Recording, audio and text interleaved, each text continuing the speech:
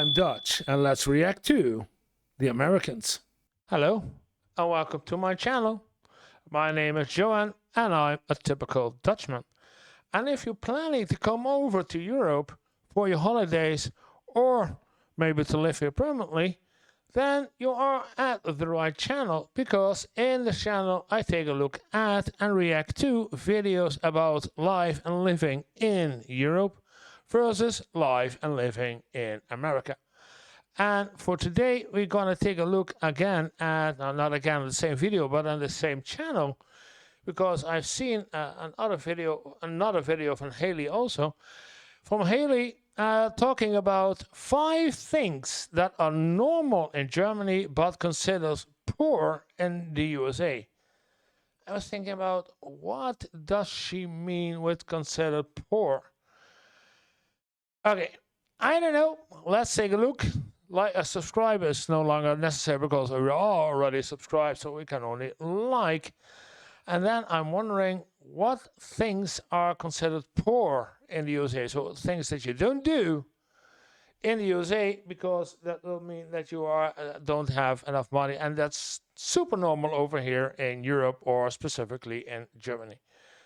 Well, let's take a look. Well, before we do, would you consider to subscribe to the channel if you like this kind of content, because we're still trying to get up to the first 1,000. So it would be really appreciated if you hit the subscribe button. It costs nothing, but it's being hugely a difference for me if you actually hit the subscribe button. Thank you in advance. And now let's take a look. What is Haley saying about these things? And maybe they are not even considered poor. So it's not only my point of view, but I want to know your point of view also. Is it actually? I want to know. Hi everyone, what is up? My name is Haley. Welcome to my YouTube channel. If you did not know, now you do. Hey you guys, what's up?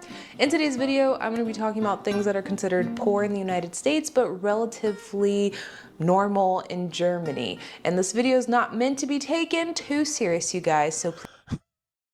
Okay, so that's a good subnote to consider. Okay, it's more a fun fact. Okay, that's a different kind of view to a video. Please keep that in mind. But with that being said, don't forget to subscribe. Don't forget to give this video a thumbs up, and let me know down below in the comment section what you think about this video. So the first thing that is considered poor in the United States, but relatively normal in Germany, is the Zum Verschenken boxes or signs that you will see on a sidewalk or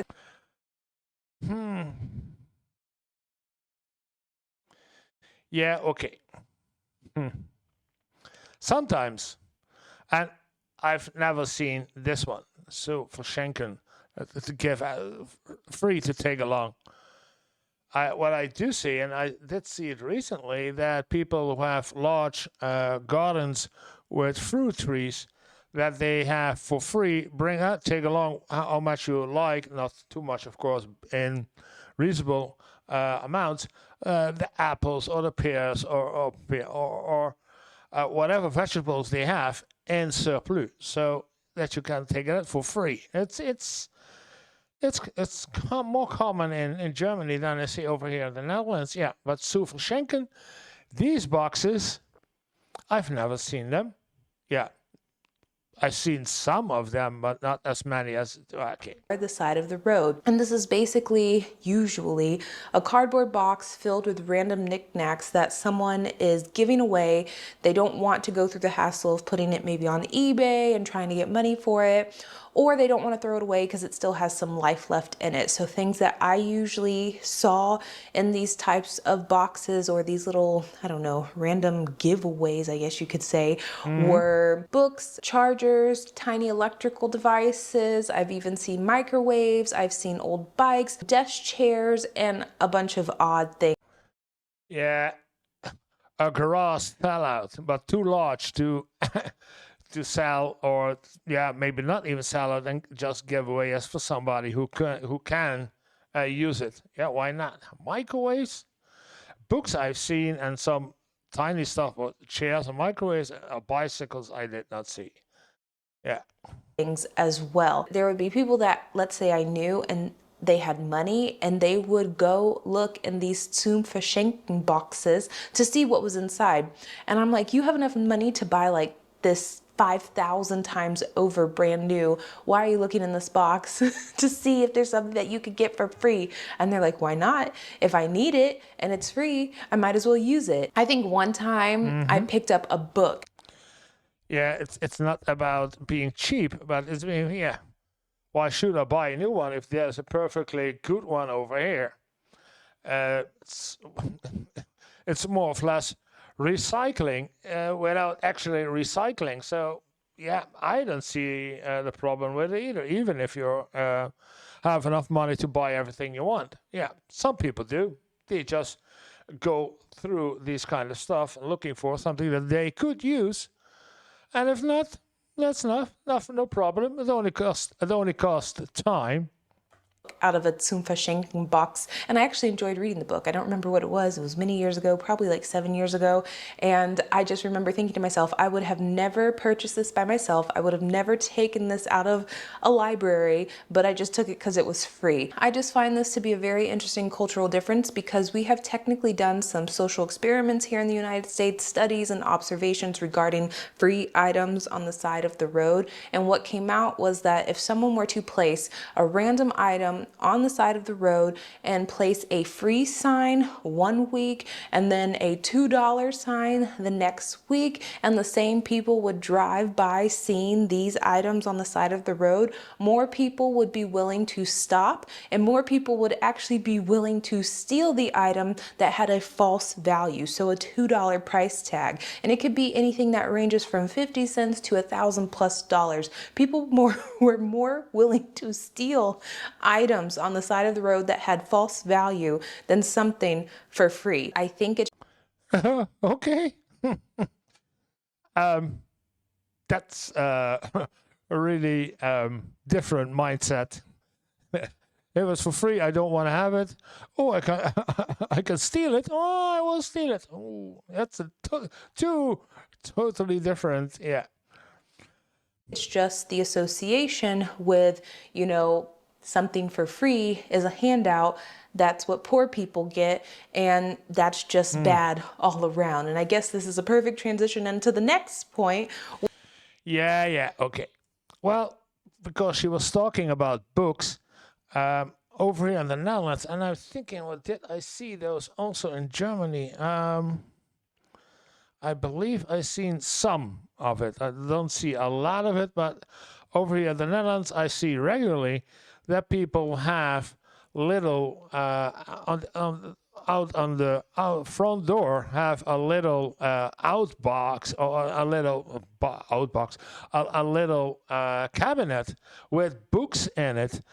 And then if you like a book what's in it, you put one book in, grab another book you like out, and it's done. It's a private library, but then all over us, all over the city. So yeah, people exchanging books through these private small cabinets instead of buying a book, read it, and then never do anything with it. So if you can borrow, or if you can exchange one book for another book, why not?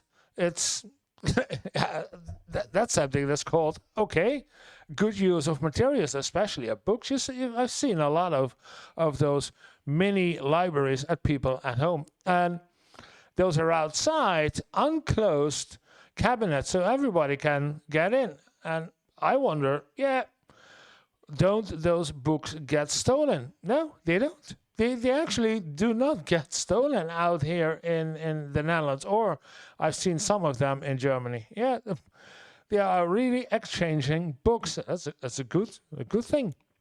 Which is getting government assistance. And this is so crazy for me, you guys, because the amount of people that I come into contact with here in the United States that talk about government assistance, that they do not receive as something so bad and something that lesser than people receive, and talking about X, Y, and Z person getting handouts from the government, but then getting a different type of government handout, as a lot of people like to say it. I'm like, we're all the same in some capacity. The thing is, in both countries, I have heard people putting others down based on receiving government assistance. It's not something that is, solely happening in the United States. I have experienced it in Germany as well. But the thing that I think makes the United States and Germany a little bit different is that a lot more people are okay with the simple fact that they are getting government assistance, and they understand the complexities of government assistance and what it is, or at least a lot more people in Germany, percentage-wise, understand it a little bit more than people in the United States. So that is why it's not as prevalent in Germany. Yeah, that's not only counting for Germany, it's also other countries in Europe. And a lot of people talking about, oh, you guys pay a lot of tax. Yeah, we pay a lot of tax. And so if we have something getting back from the government for the things that we pay to the government, why shouldn't we? That's the whole idea. You pay a lot to the government in taxes. So if you can get something back from the government in return of all the taxes that you pay, it's not considered a handout from the government. It's normal. It's you paid a lot too, and so why shouldn't you, if you are actually having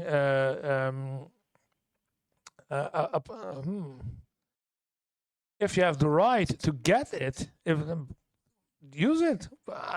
Yeah, but in the United States, of course, I know there's a lot of people paying taxes to the government, and there is almost nothing, and what there is already teared down by the latest administration. And second of all, over here in Europe, we don't mind that we pay taxes, and that part of those taxes are being used for other people who are less fortunate than we are.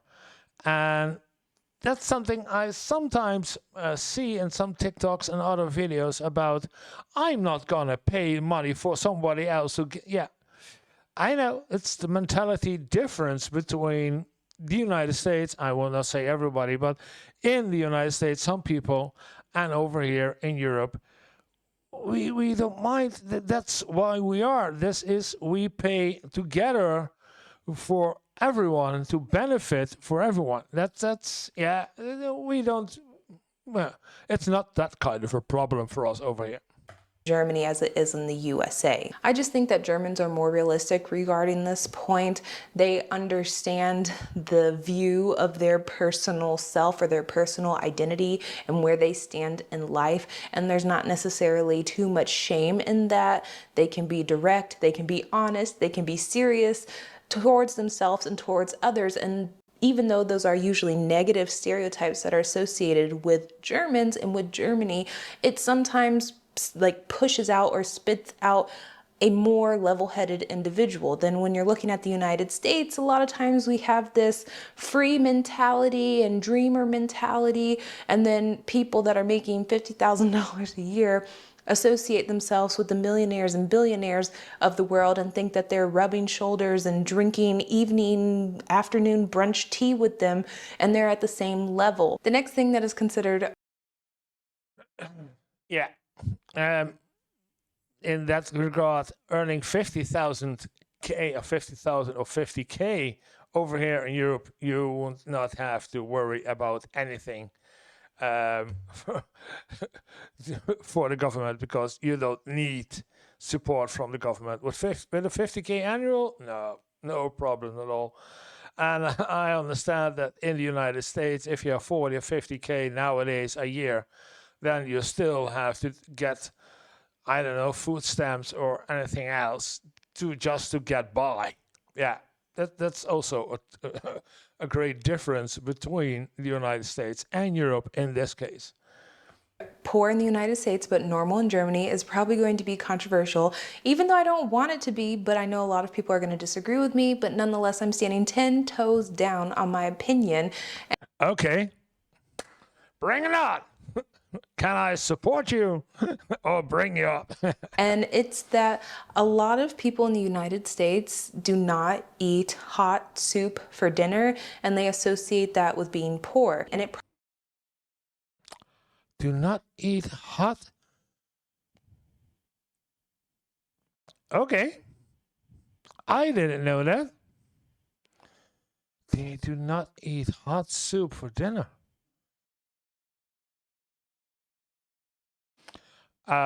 It's getting colder outside because we're in autumn and getting to getting to the winter period. So when it's colder outside, more rainy days, more colder days, I'm more inclined and looking forward to make more soups, meal soups, mashed soups. I like it. It's the kind of weather and the kind of the time of the year to do so. But it's being considered, yes. probably also has a lot to do with the climate that I grew up in. But when I was growing up in the United States and when I got back to the United States, still to this day, this is not something that is normal. I do see it on an age basis that the older you get, the more soup you might eat. But generally speaking, going to a restaurant and being able to just order a bowl of soup by itself as an actual meal without a waitress asking you what else you're going to get with it is just not common here in the USA. Yeah, okay. In a restaurant. Now I'm thinking in Germany or in the Netherlands or anywhere else that I was. I don't know. I've been in many restaurants in Germany while I was cycling through the country, and then I don't know if they would mind if I only would have eaten only a bowl of soup. I don't think that they would mind. You get a bowl of soup, a bowl of soup with bread and some garlic butter, and yeah, I never did because when you cycled all day, you eat much more during the evening. But I don't think are there restaurants that you can buy only a good meal worthy bowl of soup? No, the soup is being considered as the start of a dinner. The first course of a dinner is a cup or a plate of soup. Yeah, that's more normal. Yeah, but in a restaurant, I don't know, at home. Hello from Editing Chicken Haley, you guys. While I was digging a little deeper for this point because I felt I didn't do it any justice, I typed in soup as a meal on Google, and I kid you not, I got spit out a Wikipedia page that said peasant foods. And then on this website, Peasant foods? Oh. Okay. That's really not the word peasant food, but that is considered peasant foods is really new for me. I didn't know this. I've done a lot of videos, but I didn't know this. This is, according what she says in the title, this is totally normal all over Europe, not specifically in Germany, but all over Europe, to order a bowl of soup. Only, even when we have with colleagues, and that's what always some people do, and I did, depending on what kind of soup there is. But when I was at work, I ordered a small cup of soup, freshly soup, together with the rest of my lunch bread, because we eat bread, with the rest of my bread. So bread and soup, it's considered normal, totally normal. I did not know that it's been considered as peasant foods. Wow. site page, soups and stews were listed as peasant foods. And they had a whole bunch of different types of soups from all over the world. But I found this to be so interesting that me typing soup as a meal equated to peasant foods for Google's mind. So Yeah, and stews, again, but that's typically not so in Germany. There are some stews, but in the Netherlands, one of the main dishes are several kinds of stews that we make together with vegetables and potatoes and some kind of a sausage all together in one bowl. Yeah. Yeah, again, winter is coming. A lot of people do this, not during the hotter, warmer days in the year, but in the colder days, yeah. Even freshly made, yeah, we call it echten soup, pea soup.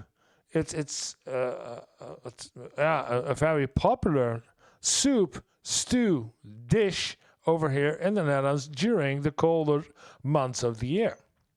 do with that information what you want. This is the dinner. The soup counts.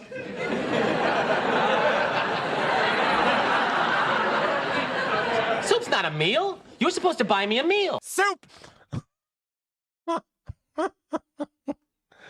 Okay. We're going on this topic. Soup is not a meal? Is not a meal, Vera! In Germany, depending on what season you are there, what season you are in, will dictate what type of soups you will get. So in the winter, you will have a lot more thicker, creamier soups. In the summer, you will have a lot Yep. Oh, these look very good. more thinner soups. You'll have different vegetables that you can throw in. And also something as simple as like a Suppengrün. Soepgroente. Yeah. Grün. I don't know if that's the right way to say it, but these little pre-packages that they have it almost Suppengrün. Yeah, grün. Yeah, Suppengrün. Yeah. Ready to the only thing you have to add is some meat, and then you have everything you need to create in this case, I guess, vegetable soup. Yeah. It can be tomato soup, it can be vegetable soup, it can be a tomato vegetable soup, it can, yeah, chicken with vegetable, chicken soup, it's mushroom soup. Oh, I can go on because I did work also in the kitchen as a chef, so I can tell you a lot of soups here. every single German grocery store that I have ever stepped foot in, they have this pre-packaged soup base. So Yeah, everything. it's carrots, sometimes an onion, celery or a celery root. It will be, what else is there that Parsley most of the time. they add? A lauch, and then other things that you throw into some water, throw into some broth, and you Clean it first, of course, and cut it in the right sizes. let it simmer and you let it sit, and that is the base for your soup. Every grocery store that I have been to in my area, plus or minus, let's say 30 miles, there's nothing like this available because it's just not something that people do that often here. The next thing that Yeah, and while we are on this topic, and maybe you can let me know in the comments, how's it with canned soup or soup in not specifically a can, but in a cellophane package or different way of ready-to-eat soups? Are those available in the stores? I want to know. I wonder. is considered poor in the United States but normal in Germany probably belongs in a Yeah, this is wow.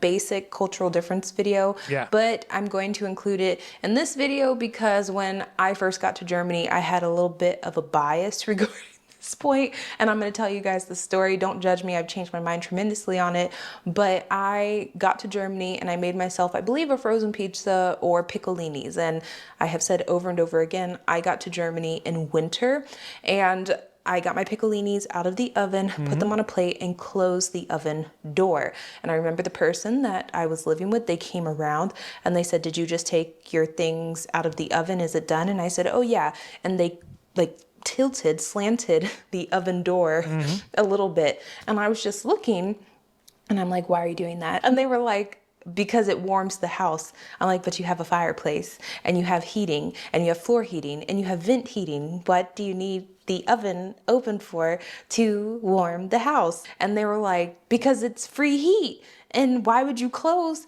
the oven when it's done? And Yeah. Okay. Yeah, it's yeah, it's free heat. Yeah, I do the same.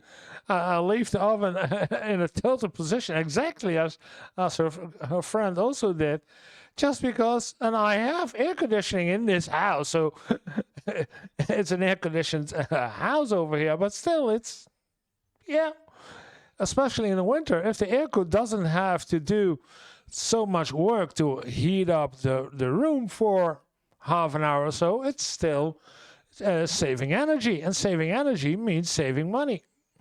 I'm like, but why would you leave it open if it's done? Also, growing up in the United States, we would have safety demonstrations or demonstrators come to our school telling us proper home security and safety measures that we should take. And for us, closing the oven door was actually one of the safety tips that they gave us. They also gave us energy conservation tips. So, you know, while you're washing your hands, shut off the water. While you're shampooing your hair, shut off the water.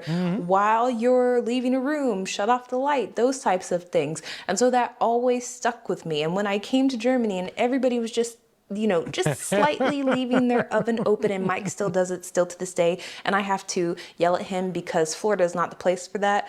Anywhere that's cold, amazing. But anywhere that's hot, no thank you. Yeah, of course, when it's hot, you know. But still, if you do not open the door, the heat has to go somewhere. So one way or the other, the heat is leaving the oven. So it doesn't need to get any warmer inside of this apartment because it is a sauna in here already. But I just found that to be so funny because I'm like, not the CDC recommending us to close our ovens in the United States, and Jeremy's just out here opening them. And I don't know. The CDC. I did not connect the CDC with this kind of environmental awareness. I did not so. What could happen actually if you leave the oven on with the thing open? I don't know if that can hurt you. I don't know if you turn it off and leave it open, if that can hurt you. You guys can let me know. I try not to cook with the oven that much because it makes the whole apartment warm, and I hate that. Yeah, I can imagine if you're living in a warm climate. And then, yeah. But pizza, you have to warm the pizza in the oven. So frozen or not even fresh pizza, you need to have an oven. That tremendously. The last and final thing that is considered poor in the United States but normal in Germany is something that I will continuously bring up on my channel because I witness it almost every single day that I am driving. Someone saying something or making fun of someone that does not have a car, that's on a bike. I will see aggressive behavior towards someone that is riding. Whoa, this is more serious because this is about interaction between people. What? A bike. I have seen people seriously almost every day that someone is on a bike, driving on the street, driving on the sidewalk, and a car is semi-inconvenienced by this person. They will say, oh, you broke X, Y, and Z curse word. And I'm just like, why? What is the issue? And I know there's going to be people that say, oh, but in New York City, you don't need a car. That is true. But the thing is, if you don't have a car in your 20s or 30s, upwards here in the United States, you will be considered poor. And you... Oh, in that direction. If you don't have a car, yeah, okay. Yeah, that's not the case over here. Yeah.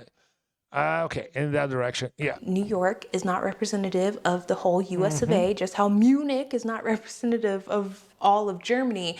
But the majority of people here in this country need a car to survive. And when you don't have a car to survive, even though it is needed, a lot of people associate you less than. If I could get to my job in a safe manner via bike, you bet your bottom dollar I would be taking my bike.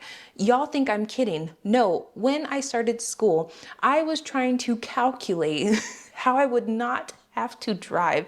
I was like, could I maybe take a bus and then take my bike and then ride my bike on the sidewalk? And then I made Mike go on a trip with me, driving the route that I would want to take with my bike to see if it was possible with a sidewalk. It was not, because the sidewalk randomly ended at a major intersection, so I would not be able to ride my bike because I don't trust people on the road here in the United States. Okay. Yeah. In general, in Europe, anywhere, everybody rides a bike, no matter rich or poor. Nobody is considered poor because, oh, poor guy, you only have a bike. No. If it's all that I need, it's all that I need. Let alone, or more specifically, in freaking crazy ass Florida. Had I been able to get a cheaper car when I got here, I would have done it 100%. But the issue that I had exactly when I got to the United States, and I really pushed it for months, you guys, thinking that it was gonna get better. It did not, it got worse. I wanted to get a used car because I thought I'd be able to pay cash, like $19,000, and get a very decent car for that amount of money. No, there was a used car shortage. I don't know if it was a real used car shortage, but it was a used car shortage. So every car that had less than 50,000 miles, let's say, was around $26,000 to $30,000. Kid you not. I wanted a Toyota Corolla, you guys. 2020, 2019. I could not find one for less than $20,000 with less than 80,000 miles on. Less than 80,000 miles. Yeah, okay. We have in the Netherlands and in Europe, I have to be careful because I do not know of all the nations within the EU or all the nations within Europe, because I really don't know. But I know for Europe, for the Netherlands and for Germany. In Germany, it's called the TÜV inspection, and over here in the Netherlands, it's the RDW inspection. You need to have a technical safe car, and it has to be compliant with some technical rules, and those are checked every year for your car. So you get a good car, a reasonable good car, but nowadays over here it's also more expensive and below 80,000. 2015, yeah, it's also around 15 or up to 20,000 euros. Below 80,000. If you take one above 100,000 kilometers, so between 100 and 150, you can get a safe car in the ranges of 6,000 to 10,000. Then you have a car that's good enough for the next 10 years or so. Yeah.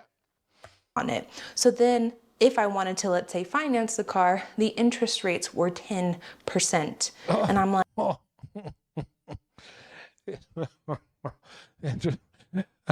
Okay. That's not happening over here in the Netherlands, and I think the Germany is the same. You pay insurance, period.